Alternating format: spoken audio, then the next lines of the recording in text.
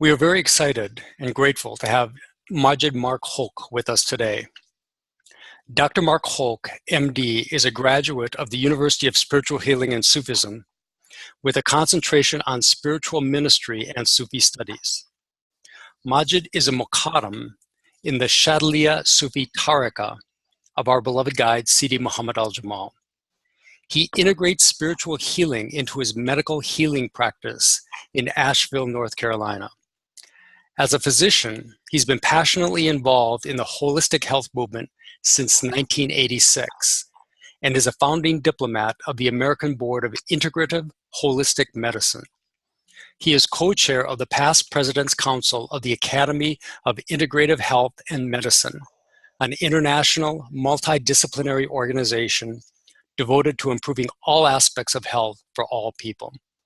Dr. Hoch is all about real health and real care for real people. We are very happy to have him with us today. His topic is spiritual mindfulness, tools to navigate to the real. Majid, welcome and thank you for being with us today. Yeah, Abdul, yeah, it's really good to be here with everybody and with you, and especially with the Minnesota community. I miss you all. I miss you all from here in the mountains of Asheville. So it's great to be back with you. And I'm hopeful this will be very useful and very practical, and I want it to be interactive too. So as we're going, I'll be introducing some concepts or refreshing ideas about different concepts in Sufi walking, and then we'll have time in between to discuss and get everybody's experience and to also to be helpful to clarify points or share in any way that would be helpful to people. All right, so why don't we begin with the Fatiha? Good way to begin, and we'll go from there. And so feel free also to, even if you're on mute, to say this out loud. All right, so here we go. Bismillah ar-Rahman ar-Rahim. Alhamdulillahi Rabbil Alameen. Ir-Rahman ar-Rahim. Maliki Yawmiddin. Iyyaka na'budu wa iyyaka nasta'in. Ihdina siratal mustaqim. Siratal ladzina an'amta alayhim. Ghayril maghdubi alayhim waladdallin. Ameen. All right, so welcome everybody who's at the center or on the call. And again, I'm Majid Mark Hoch, and we're going to be talking about, just from my perspective, some fundamental concepts about our Sufi walking. And what I found is so many of the things just start with the letter T. So we're going to have a Sufi tea talk today. All right, so, and one of the things I'd really like to focus on today is what I call, spiritual mindfulness. We hear this term mindfulness all the time. People are bringing it up to me in my office as we're walking down the street. There's this, mindfulness, that. And, I think for a lot of folks that just begins with being aware of your breath and maybe some other things. But I'd like to take that deeper, particularly in a spiritual way, because I think it's critically important, and that's what helps us know where we are, know what we're doing, and whether or not we're heading in the direction that we want to be headed in. Okay, so the first two T words are Tariqa and Tasawwuf. So the Tariqa is the path, the way, the road, and Tasawwuf is the Sufi science that helps navigate us on that way. And it's the spiritual path to direct knowledge, or what we call ma'rifa, and to the divine, or to the reality, or what we call the Hoch, the truth. And so the idea today is how, some ideas on how we can make sure we're on the road and to be successful, because that's what it's all about from my perspective. Okay. So the first thing I want to talk about is intention, and then we'll talk some about attention, and then we'll talk about some of the fundamental principles. Taqwa, which is has to do with our consciousness and our awareness of the divine. Tawakkul, our reliance on the divine, and Tawba, which is the path of return. So when we want to make sure we're on the path, but we also want to make sure that we can differentiate when we fall off the path, and then how to get back on it. And then, of course, that leads to the big T, the Tawheed, which is about the unity, and that's where we're really wanting to go. Okay, so as an introduction, we'll move from there. And again, I want to make this really practical and usable so that we can use it in our everyday lives in every moment, and just to be helpful. All right, so intention. What do I mean by that? It's what we are consciously directing ourselves toward, and it's the why behind the action. It's why are we doing what we're doing, and what is our motivation, and what is moving us as we live and act in our lives. And it's been said, I couldn't find the exact quote, but I know Sheikh Nuruddin has talked about this, but they say Allah judges us by our intentions, not necessarily by the outer appearances of our actions or the actual results of them. The intention is the more important thing, and that's really important. And the second thing is attention. So what are we attending to? So for example, in my training as a physician, we're trained to attend to and be present to and pay attention to our patients and what their health needs are. Okay, so there are multiple levels to this, and I think that's really important. So I want to go a little deeper than just being aware, let's say, of our breath or our thoughts. So what I mean by that is, okay, what are we experiencing? What is going on around us in our environment and also inside of our bodies? And I'm talking about here is the conscious awareness of what we're doing and what we're experiencing, how this is affecting us, and also to be aware of the consequences of our action and how they're affecting our environment and all the people we're interacting with. Because if we want to be the love, we also want to make sure that we're being loving, and that what we're doing is also perceived that way, and how it's taken in by the others around us, so we can make sure that we're actually in our highest level of service.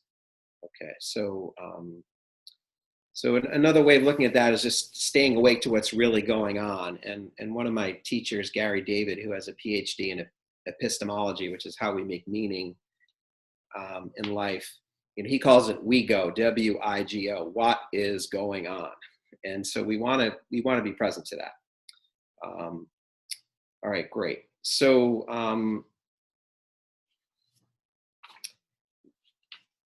related to that, let's talk a little bit, about our movement forward. And it's, I guess, it's really important that what is moving us, what is our guidance system, what are we listening to, and that's the first whole year of the school at the University of Sufism and Spiritual Healing, and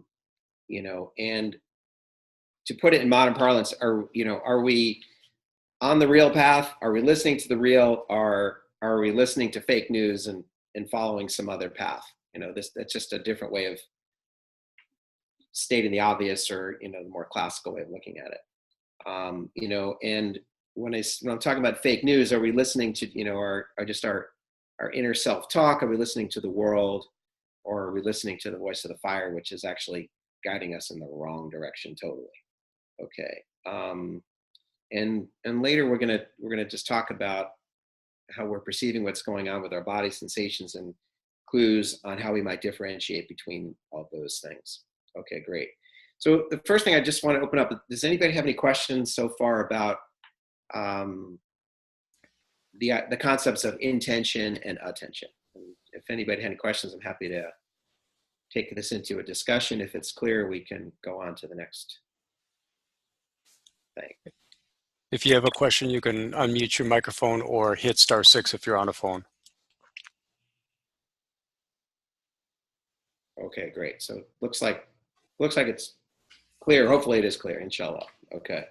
All right. So, the next thing is to move on to, to the T's. So the first one, to go a little deeper in is Taqwa, Taqwa.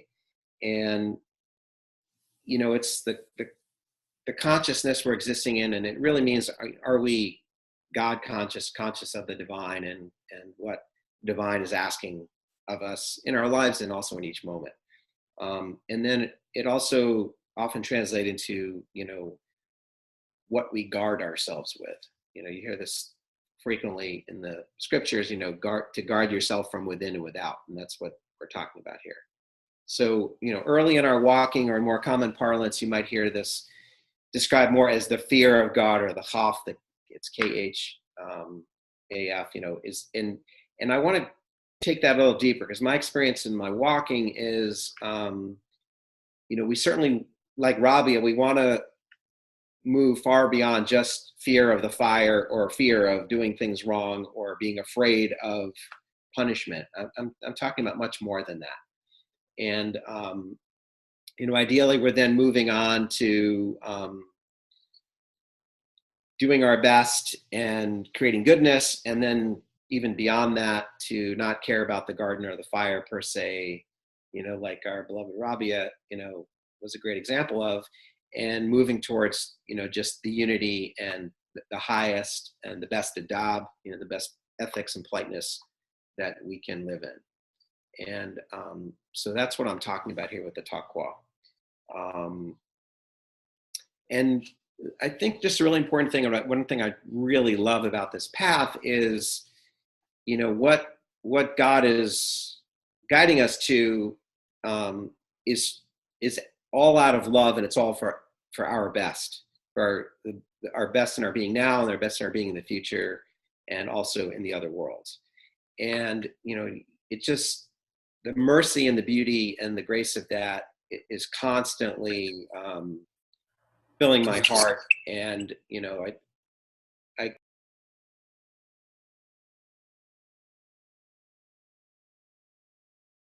the way that that's expressed by some of our great poets, and particularly I'm thinking of Rumi and Hafid. Just this the gratitude and the love for that. Okay, so are we conscious of what the real is asking of us, and are we on the path? And so, the first place to look is right at the beginning. If you look at the Fatiha, the opening verses in the Quran, who is al-Fatah, Ya Allah Ya Fatah, is the one who opens, but it's more than opening. It's opening the road to success. Okay, and that's what one of the secrets of the Fatiha is, and it's often been called the infallible remedy, and I think that's a great way to describe the Fatiha. So if you just look right at the beginning of the book, it's in the name of Allah, the universally merciful, the singularly compassionate. Praise be to Allah, Lord of all the worlds, the universally merciful, the singularly compassionate. Master.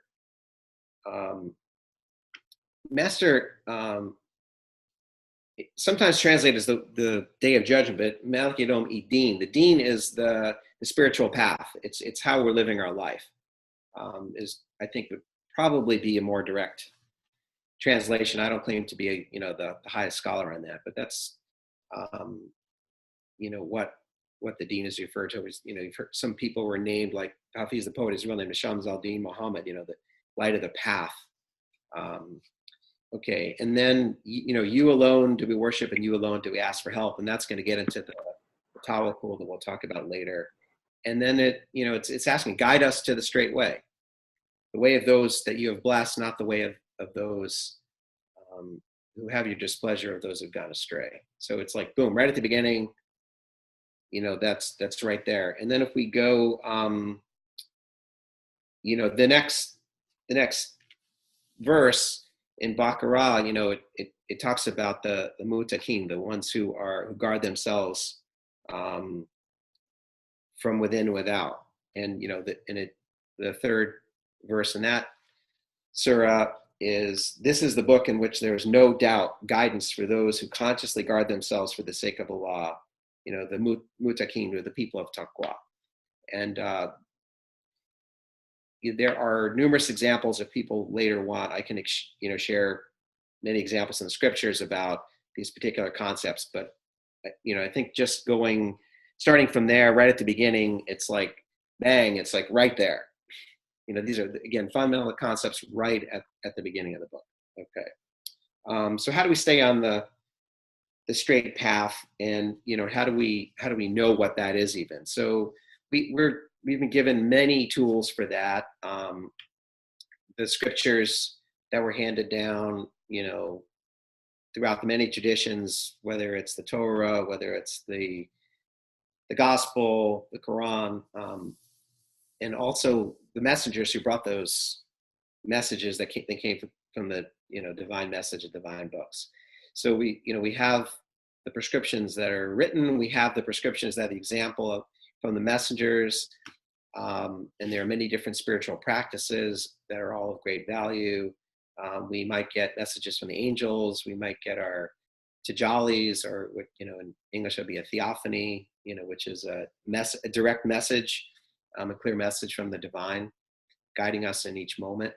And then we also get some messages, just feedback from our experiences. And we also have several practices that many of you are probably familiar with, whether it's a practice of daily prayer, weird, the prayers in the middle of the night, reading the Wadifa, reading the Hizbul Bar from our master guide, Ali Shadhiliyya, many different practices. And then we have our group practices, including Fitrah, which we often do as a community at least once a week. So those are just many different practices we have. And then I want to talk a little bit too about information and just guidance where we are, and a little bit how to discern the real from the fake news and the information that's coming to us. So, some of the things that we learn at the school and that I think are great practices that I do all the time for myself, and that I also teach folks in my office or sometimes at our dhikr circles are, when information is coming, where is it coming from? In other words, can you sense where in your body you feel it, where in your energy field you might feel it? That's often a helpful clue as to what the information is about and what to do with it. And more importantly, what's the quality of the information, and which I'll go into in a moment. And then also, whose voice is it? Whose signature is on that information? Because that's very important, whether or not we're going to want to follow it. So I just want to open it up again. Any questions people have about Taqwa before we go into helping to differentiate the real versus the fake news? If you have a question, you can unmute your microphone or hit *6 if you're on a phone. Okay.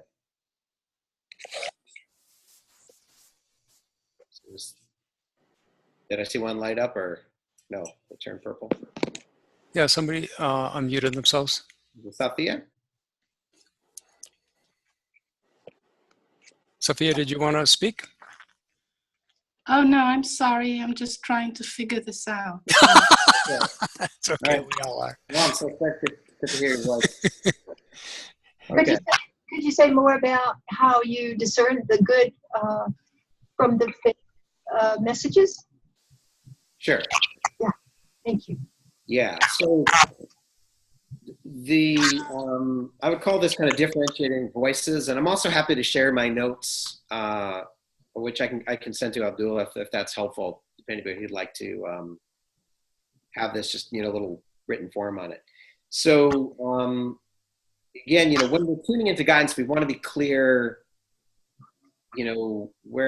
what the information is and where it's coming from.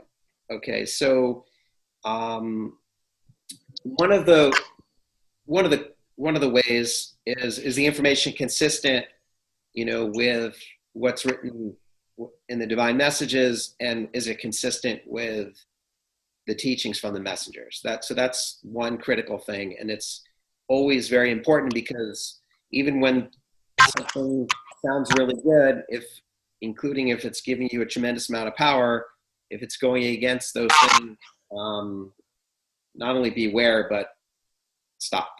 Don't go there.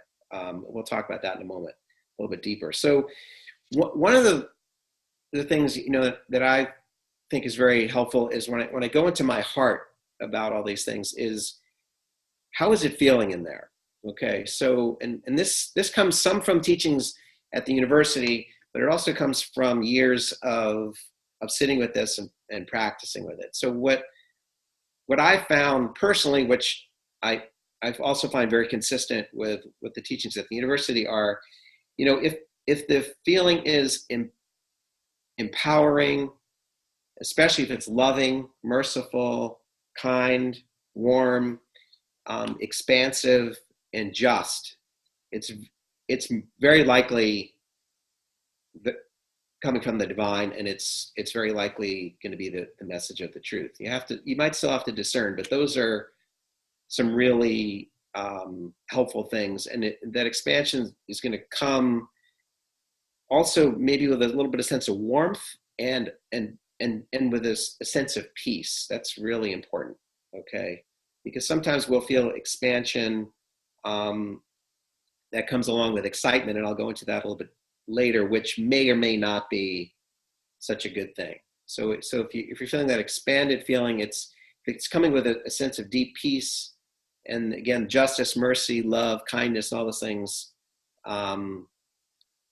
Very likely, it's the voice of truth. Sometimes things masquerade, and we have to be careful, but those are very good signs.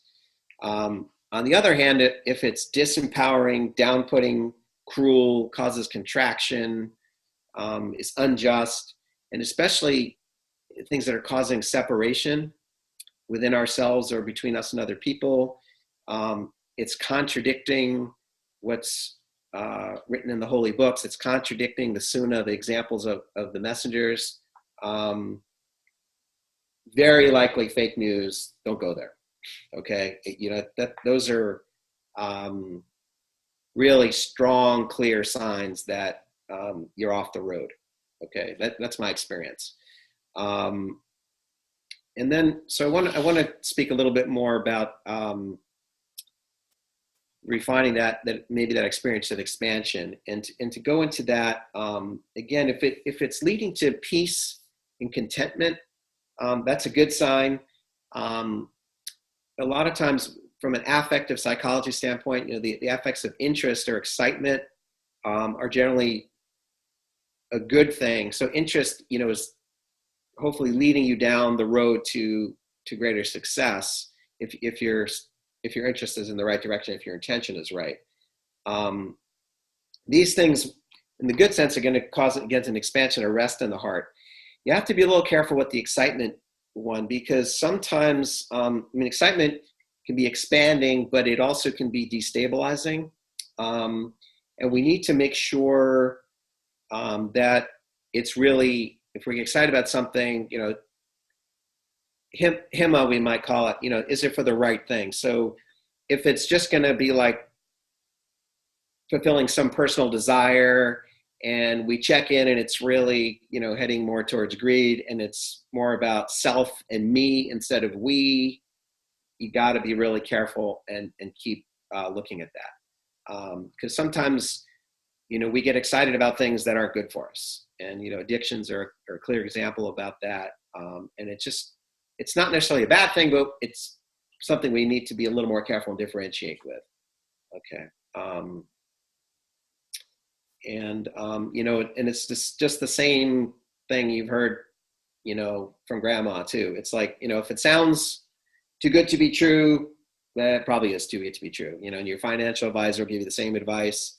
You just have to be careful. It's not about just running off in excitement and happiness, because that may not be the best for you. If it's that more peaceful, contentment kind of happiness, then again, that's Probably right on. Okay. Again, did it answer your question, sister? I wasn't sure who had asked that. Was that helpful? Yes, it did. Thank you. Okay, great. Any other thoughts, questions about that? That's a lot to digest. Okay. All right. If not, let's let's move on. Okay. So the next T I want to talk about is tawakkul, or reliance, and that's that you alone do we trust, and you alone do we ask for help. To me, it's making sure we're going to the well of the one. Get the pure love, the pure water. Okay, and it's relying and trusting, having faith. The iman that people talk about. In the divine promises. Really important. And so, are we relying on the guidance and the power of the divine, or again, are we putting something in front of that?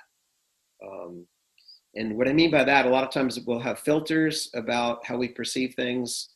And these filters may be based on what we want to see, what we want to hear, what we want to know. These filters may be related to things our parents taught us, things we learned in school, things we learned in cultural, religious settings, things we learned even our professional training and in places like that. And we want to be careful that the filters are healthy ones, and they're not veiling us from the truth, or also veiling us from information that's coming in to trick us or lead us into what somebody else wants us to do, which may or may not be good for us at all. Okay. And the same thing, we want to be careful with filters against what we don't want to see, what we don't want to hear, what we don't want to know, because a lot of times, I'll give an example, and Wadud just did a little video teaching on this, the difference between humility and humiliation, and the difficulty that I've seen at school, and certainly I see in my office every day, is this filter against actually receiving the love and receiving the blessings that are constantly coming to us, because we think we're not worthy, it's not possible, how could God be that generous, how could anything be that good, because so many things out in the world seem like they're not that good. And so it's also very important to make sure we're not what I would call putting up the umbrella when the love is pouring in. Okay, because I've seen that in class, and it's interesting that Wadud used the exact same example of things that I've experienced, where he talked about just being in the thunderstorm of the love, and it's totally dry, and then you see the person has the umbrella up and they're wearing a raincoat and they have these knee-high boots on, and they're saying there's no love here, I can't feel it, it's like, and so sometimes we have to be careful with those filters, just to make sure that we're not filtering out the good, as well as we do want to filter out the bad, so there has to be some discernment there. Okay. And then, related to that, this is leading us to that other big T, the Tawheed. And so, the reliance, it's all about the unity and the oneness. Okay. And if you think about it, what's the only sin that's talked about that will not be forgiven. And that's the sin of creating separation. Okay. So people use different words for it. It's idols, putting up idols ahead of God, shirk, ilahs, and false gods, or it just could be forgetting about where we are. In other words, just losing our consciousness, losing our taqwa. And it's about relying on anything else than Allah. And I think that's a super important point, because creating separation, on this path is actually considered, the worst sin. And Sidi, talks about that. He's always saying make no separation, and one of the most striking things to me that I saw in the Quran, is this term like fitna, okay, which means sowing division, is worse than killing. Now that's pretty strong. That's not pretty strong. That's like, wow. That to me, that's a huge wake up signal there. So, what a statement coming from the divine, and it's really important, because if we stay away from that, and that's all the backbiting, and the prophet, had even said about backbiting, how would you like, how would it feel to you if your brother or sister was actually taking a chunk of flesh out of your back with their teeth? It's like, that's what I mean by backbiting. That's so harmful, saying, not so nice things about people behind their back, especially when they're not true. And gossip can fall in that category too. So, are we relying on the guidance and going to that well and no place else? I want to be clear here, though, that I'm not talking about negative aspects of what's called secondary causes. So what I mean by that is, yes, we want to rely on fresh air. Yes, we want to rely on healthy food, because that the divine has given us to keep our bodies healthy. We want to rely on the support of others, which we're commanded to provide for others, especially our family, people close to us. And so I'm not talking about things like that. It's not about not utilizing and taking advantage of those things, or even technology. It's keeping in mind, where that came from and using it for the right purpose. It's not that food is better than God, or health is better than God. That can be a tricky one, because sometimes we just want to feel better. We want to be more clear, whatever. But it's good. We want to take care of our bodies and take care of ourselves, but we just want to make sure we're not putting that above, the divine order. Okay. Questions about any of that, about Tawakkul, or about what I was just talking about there? Okay. So hopefully this is either really clear, or maybe it's old news to you, but I'm glad. Okay. And also, at any time, I'm happy to, at this point, to take in questions, and I'm hoping that after the next section, that people will share some of their experiences, because I think that'll be really helpful for all of us. Okay. So the next T, another big one, Tawba. Okay.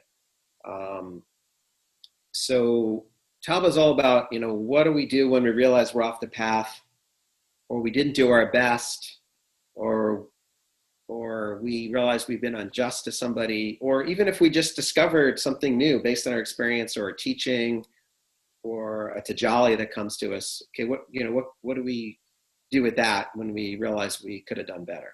Okay, and so the divine quality that we turn to there is al-Tawwab, the acceptor of repentance.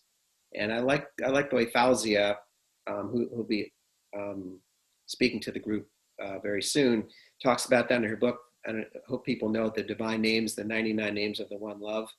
It's really beautiful, because she also talks about al-Tawwab as the one who leads to the return. Okay, and the other thing that's helpful, whenever you see a double consonant in an Arabic word, it means that there's a constant activity associated with that. So with al-Tawwab, it's the one who's constantly opening the door to the return, the one who's constantly and mercifully saying, beloved, here's another chance. Take your chance again. You missed it last time, and there's also that Rumi poem, about, come join the caravan. It doesn't matter if you've broken your vows 1,000 times before. Come back. There's still another chance. The door is still open, and to me, it's like, how beautiful is that? How generous is that? Okay. How amazing is that? Do we offer that to each other? Do we give that to ourselves all the time? I mean, and that's the double the double W in Tawab. You know, it's constantly offering that to us. So, you know, when Sidi says, take your chance, there's a chance in every moment. You know, every moment's a new creation. So, you know, this is about the real return to the path. And so the next thing I'd like to talk about is, okay, what are the criteria for the real Tawba? Okay, and so a lot of times you'll see 3 or 4 things listed. I'm going to talk about 4 different things and go a little deeper in one of them. So the first one is, obviously we have to recognize that we're off. Okay, so hopefully, again, we know what's the right way. So when we notice we're getting off of that, bang, that's the first thing. So we have to be aware, and we have to have attention to where we are and what's happening, and then we have to make the intention to go back on the path. So that's number 1. The second thing is, you know, we really have to admit it, that we're off the path, okay? And we have to, on one level, what I would call feel the shame of that, okay? But I want to be careful with the shame word, because that's a very powerful word. And by shame, I'm talking about the affective piece of that, which is actually, you know, if you look at the work of Sylvan Tompkins, who's an amazing psychologist, the affective shame is actually hardwired into our system. We have these 9 innate affects that every infant has. These are not things that we learn, okay? They're things like body sensations, like hearing and sight and pain, sensations of pain, okay? So I want to normalize this and actually help bring an understanding about this aspect of shame that's actually very healthy, and it's a beautiful gift that's given to us, you know, by the divine, by hardwiring it into our being. Okay, so what do I mean by shame? So it's really shame occurs when we lose our connection to our good feeling, and we lose our, you know, in this case, we lose our connection to our intention to be with the divine, to be on the right road. Okay, so that's all I mean by that. And so when that happens, there's this universal gesture. And when I say universal, you will see this in every infant. You can even see this in animals. And what happens when we realize that, if we're paying attention to what's going on with us, is there will be a sinking feeling, a somewhat collapsing feeling inside the heart. There will be a leaning forward, a bowing, a collapsing. The head will come forward. The arms might go into some protective mode over some body part. And it's just classic. It's a universal thing. It's not gender specific. It's not age specific. It has nothing to do with what culture you come from. You'll see it in all human beings. And I wanted to share that because it's just an important sign and a way to be self-aware that can be very helpful. Okay, so that's an important thing. But I also want to make a distinction between the affective concept of shame and what most of us think of as shame from a cultural perspective, or more an emotional perspective, which also includes our biography. What I mean by a biography, it's our past experience. And, you know, we may have been shamed from the outside for doing things that were totally healthy or good. You know, there might be a kid just might be excited about something and it's too much noise for somebody, so they shut the kid up and, you know, send them to the room or tell them, you know, yell at them or something. You know, and I'm not talking about that shame, or the shame where people stop you from doing the right thing, you know, and it might be even violent. Okay, I'm not talking about that, and that's really important, you know. And again, one other thing that might just help anchor this in, I see shame as a gift just as I see pain as a gift. So an example that I might come up with is, again, as a doctor, is if I were to reach for something, not paying attention, and it was like really hot, okay, it's hardwired into my system to feel pain when I do that. And I might even drop the object before I even know that it hurts, okay? But the pain is not there as a punishment, okay? Just like I would say the shame is not there as a punishment. The shame is a guidance and helping us to go back and get the cure by making the Tawba.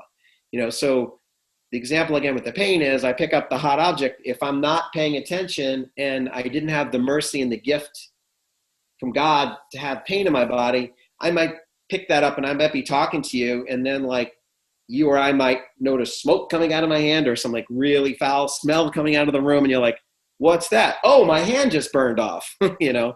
And then we're sitting in a place of permanent damage. Okay. So I lose my hand. I'll never be able to touch, feel, serve with that hand again.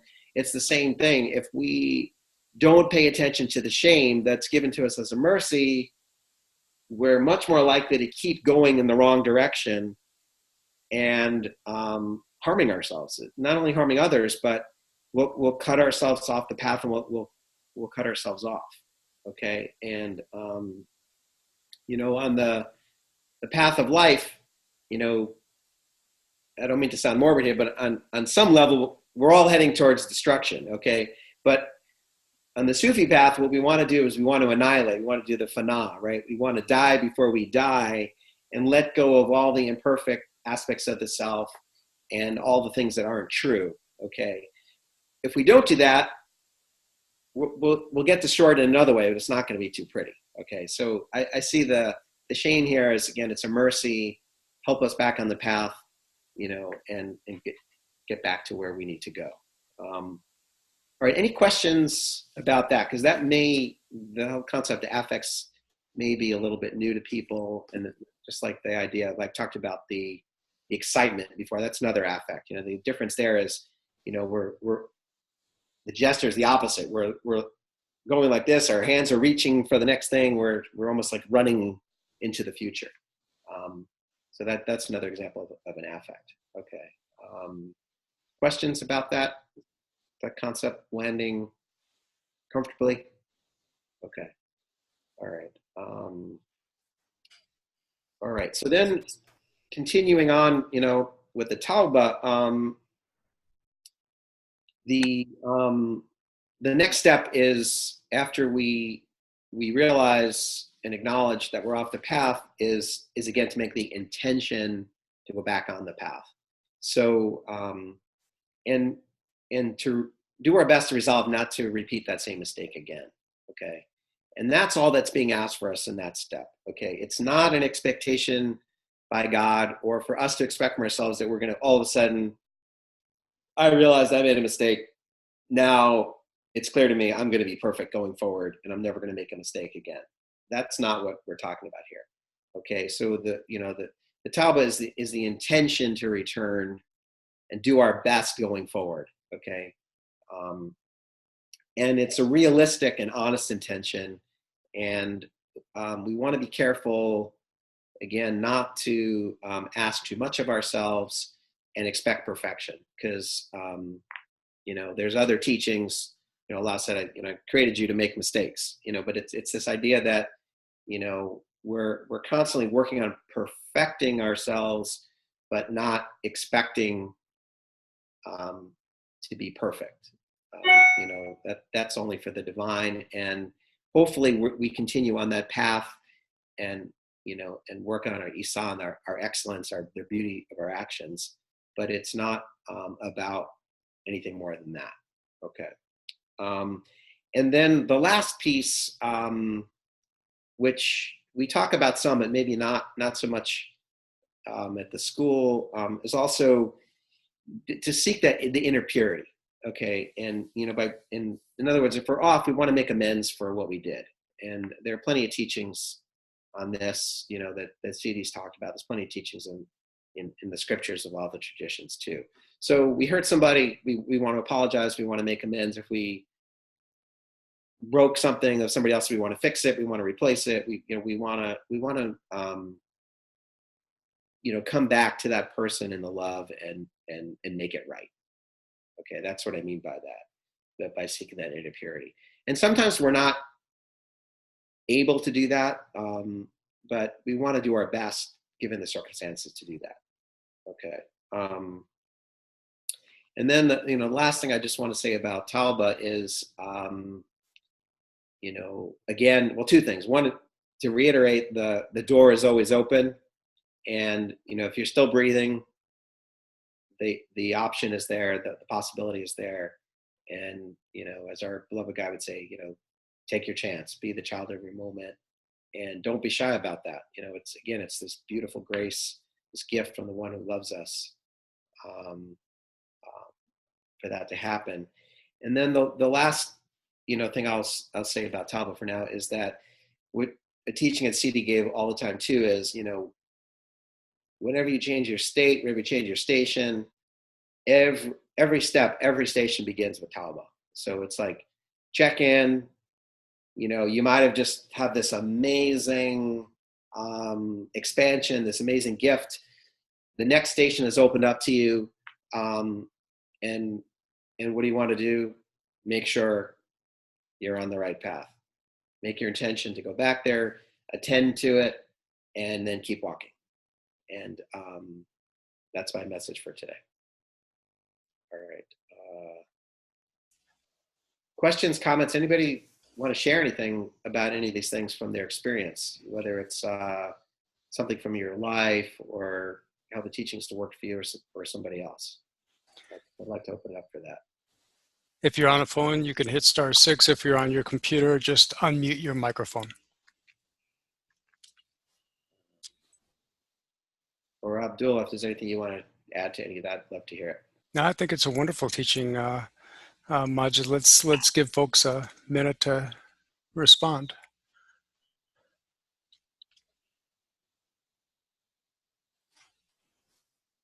Don't be shy. Take your chance. All right.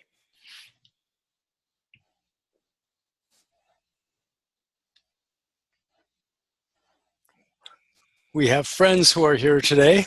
If anybody would like to speak up. Salam Alaikum. Alaikum Salam. And who's speaking?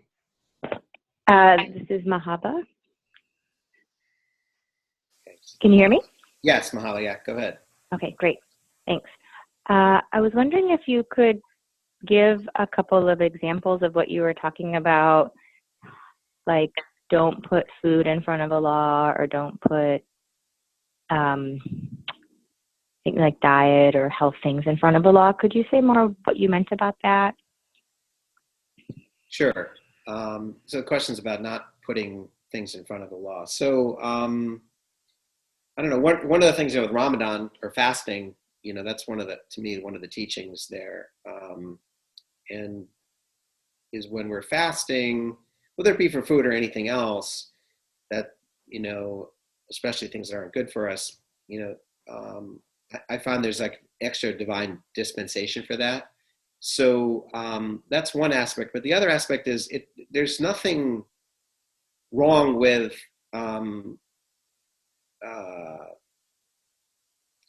using food to nourish yourself, to be healthy, to keep your body strong, keep your mind clear. That's actually, it's not only nothing wrong with that, that's actually the guidance is to do that. And that's really important. You know, we'd want to be careful that if we're feeling emotionally down or stressed or whatever, that we're not going to the food first to feel good about ourselves or about the situation, or even to feel better in the moment, instead of going first to the divine. Okay. And that can be a big challenge, especially, and I've experienced this myself, especially recently, recovering from some old injuries. I might be really tired, or my head isn't clear because I'm in pain or something like that. And I want to be careful not to think that, oh, I'll just have a cup of coffee, or I'll just have some ice cream, or, you know, whatever, and everything will be fine. You know, so it's okay to do that, but you just don't want to make that as the primary cause of what you think is helping you or making you feel good. Does that help? Yeah, perfect. Thank you. Great.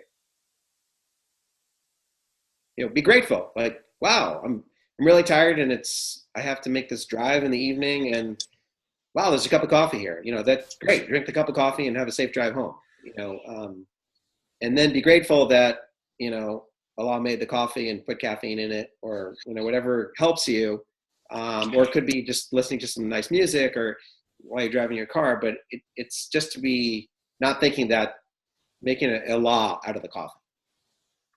I think we're clear. That's great. Thank you. Good question. Any other beloveds want to check in, or just so I can hear your voice again? Ms. Muhabba, I have another question, if that's okay. Sure. I've heard people talk about the concept of like malignant shame. So I appreciated what you were describing about what sounds like kind of the normal or natural way that shame arises in the body or in the emotional body. And I'm wondering if you can contrast that with what it might look like if shame has become paralyzing or malignant or whatever, like, you know, kind of gone to an excess. Sure. Okay. So the question is about, you know, shame and the healthy aspects of shame versus malignant or unhealthy aspects of shame. Yeah, very, very important to distinguish that. So the affective shame, there's a couple things, you know, that one thing I talked about, just it's our realization that we lost our connection to our good feeling, or we lost our connection to being on the path, you know, to put it in terms of this talk. And it's not going to feel good, just like picking up the, you know, maybe the piece of pottery that somebody just took out of the kiln, okay? But it's not a bad thing, okay? So you're going to feel that gesture is going to come. And the other important thing to know about that is with any affect, it's only going to last for a few seconds, tens of seconds, okay? It won't last past that, as long as we don't attach some undue meaning to it. So it's a signal, just like when we drop the cup, if we didn't hold on to it for too long, we're going to feel the pain, but, you know, in a minute, we're going to be like, wow, I'm glad I dropped the cup. My hand doesn't hurt. I don't have any blisters. It didn't turn red. My hand's okay. So it's only going to last a few seconds. And to me, it's a signal. It's a message that we're off course. The difference with the malignant shame or the emotional, cultural shame that's not healthy is that it's going to lead to a collapse on an unhealthy level. So it's going to lead to a collapse of our self-esteem, of our normal, healthy self-esteem. So we're going to feel less than, we're going to feel humiliated, we're going to feel crushed, we're going to feel like we can't go on, we're worthless, there's nothing I can do to help myself, there's nothing I can do to make anybody happy. It's going to be those types of feelings, and it's going to also be something that is usually going to be attached to some experience that we've had in our life, and more the biography as opposed to just the strict biology piece that I was talking about before. So we did something that reminds us when our teacher yelled at us in front of the class, or when a parent put us down, or, you know, or something happened in our training somewhere. Is that helpful? I don't know if Muhabba's still there, but is that helpful to differentiate the two? Yeah, that's helpful. And I guess the follow-up question is, when you realize you've gotten caught into the latter one, do you have any suggestions of how to return from that? How do you return from the latter? Well, good question. So the first thing is the awareness. You know, that to me, I would say that's similar to the voice of the fire. You know, which is a voice that's destructive in a way that's not helpful and is hurtful in the short term and the long term. You know, sometimes there are some voices of, like, you know, you're driving your car and you're on the wrong side of the road and your friend says, get back on the other side of the line. You know, that's okay to get corrected that way. But when something is causing that degree of pain and those feelings, the first thing is to realize that it's not healthy, and it might be helpful to realize that's not what God is wanting for you. Okay. It might be what somebody else said to you, or might be what's, you know, very sadly, if somebody else wanted that for you, or it might be how we're interpreting what's going on. But it's really important. The first thing is, that's really off the road. Okay. And that's really not right. And I need to return to what is right, and return to my essential wholeness, to return to my Fitrah, okay, with an R, not the Fitnah. Okay, so the Fitrah is our essential wholeness that is pre-programmed into us. And I know it's there as a doctor because when I do my osteopathic work or whatever, when somebody comes in, you know, it's my job to find the health in their system, and I just tune into that, and it's always there. It's the gift that generated us in the first place, and it's regenerating our body and our health and the patterns in our body constantly. It's the constant unfolding. Okay. So I go back and I look for that in myself, and I look for that. Sometimes it's helpful to talk to somebody who's going to be helpful to you and supportive.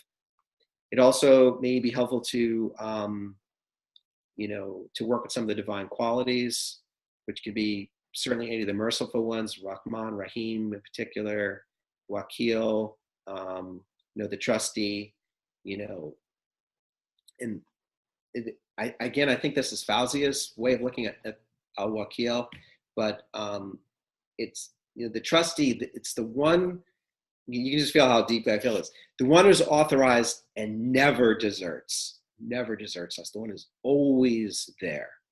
Okay, so if you can find one of those tools, whether it's just finding it in yourself to make that correction, getting some support, might be working with a healer, counselor, just talking with a friend or a loved one, or working with some of the divine qualities. I find those are super helpful in that circumstance.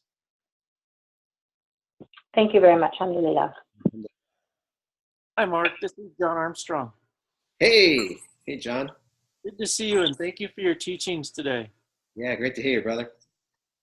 Say, I really appreciate what you shared about shame. That was really discerning and eye-opening from a larger perspective. So thank you. My question for you today is about listening to guidance, and specifically about dreams. I've been struggling and working with adrenal fatigue for what almost seems like a decade now. And instead of getting up and doing a real strong remembrance, I quiet myself down, and I go into a real, you know, working to go back to sleep. And I do remembrance as I'm going back to sleep. And I end up having these phenomenal, heart-opening dreams that are just, I'm just beside myself with the clarity from a dream or the gift. And I wondered if you had anything to say about that. Yeah, it sounds beautiful. And that's one of the ways that we get our information, our tajallis. You know, that's how the Wadifa came to Ashish, for those of you who know that amazing prayer. It was a dream. Totally vivid dream. And, you know, what a download. That's quite a you know, several page document. But yeah, that, you know, again, if the information coming to your dream is leading to those sensations in your body and leading you, you know, towards the right way, there's openings and expansions and learnings. That sounds, what a gift, really beautiful. And, you know, that's one of the ways that information comes to us. And I think it's beautiful that you're doing the remembrance even as you fall back to sleep. And I encourage people to do that. You know, you can do that. You can work with the quality, or so if people know the light prayer, if you're feeling some distress in the middle of the night or tired, where you ask Allah to send light to different parts of your being and your soul and your intellect and your secret and all those places. Yeah, that's beautiful. And that's going to, again, open the door to that coming in. And then the last piece, which is always helpful to keep the door open, is the gratitude, you know. And there's so many teachings on that, you know, in so many different traditions. So that's beautiful. Thank you for sharing that, and good to hear your voice. Good to see you, Mark. Be well. Thank you.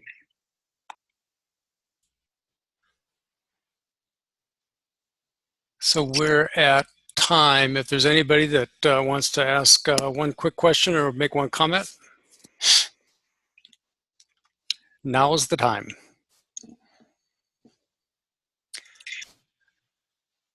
Yes, just wondering if there's someone, who seems to bring up all kinds of emotions in one, and one tries to, a person who's passionate, and it reminded me when you were talking about the passion, and a very passionate person that's very domineering. Do you have any suggestions on how to deal with them?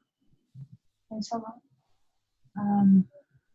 I tried all those things, doing Tawba. The person doesn't give an inch when you try to bring it up. It's all my fault, whatever it is, And it seems like a brick wall. So the question very quickly about how to deal with someone who's passionate, but to the point of being domineering. Be the leader and domineer over others in the Tariqa. Yeah. Okay. Dominate. Yeah, that can be very challenging, and especially depending on the circumstances. So, what comes to me is we do our best, to discern that, and if that's what's going on, in other words, the domineering, it's to the point of not just guiding the group or whatever, but controlling people. That's not necessarily healthy, or certainly doesn't feel good. And if we can't talk to that person or talk to somebody else in that system, it becomes difficult. We can then try to discern whether, what's the message for us in our walking. And it might be one of patience and honing our strength, to stick it out and keep offering, something better to the group and to the person. And it also might be one of, this is really not good, this is really toxic, time to leave that situation. And that sometimes is a little tricky to navigate. But my personal experiences has been, and I've been in 2 work environments like that, where, again, getting back to the 3 T's, if I go back to, the Taqwa and the Alaikum is like, what am I relying on? Am I putting my need to be in the group or my need for the money or whatever above what's really best for me? Then I'm probably going to be in trouble. And I actually twice, in my career, I've stepped out of things like that. I'm just like this, I brought it up, and one time I was working in a place where we had to carry a name badge that had all the qualities that we're supposed to follow in our work. And I talked to the leader of the group, with the president of this big organization, and I said, I just came back from a meeting with 2 of your vice presidents, and both of them violated the first 6 out of the 7 principles on this name badge. And I took it off and said, you ask me to wear every day when I come to work. And her response was, they must have had a really good reason to do that. And I was like, I don't think so. It's like, here's my badge, and I will follow these principles whether you do or not. And I went back to my department, and I loved everybody there. I loved everybody working there. And I just said, I will stay here as long as you need me to stay here, so it doesn't create problems for you. And then I need to leave because I find myself in a situation that's untenable and, abusive. And if I give into it, it's going to open the door for harm to come to other people. I don't know. I don't know if that's helpful. Yeah, that's helpful. Thank you. Yeah, there's no money in it at all. It's just a local, the local Tariqa. Yeah, thank you. That helps so much. Yeah. Alhamdulillah. Alhamdulillah. Yeah. Thanks, Mukmina. Well, that will be our final question for today. Majid, I want to thank you so much for being with us. It's really, really nice to have you and to have everyone join us today and to be with you for a wonderful teaching. We love you very much. So thank you. I love y'all. Love y'all too, as we say down here in the mountains. You, my brother, I miss you. I miss the community up there. So send my salams to everybody who wasn't on the call, or when you see me thick or wherever. And hopefully I'll see y'all soon. Absolutely.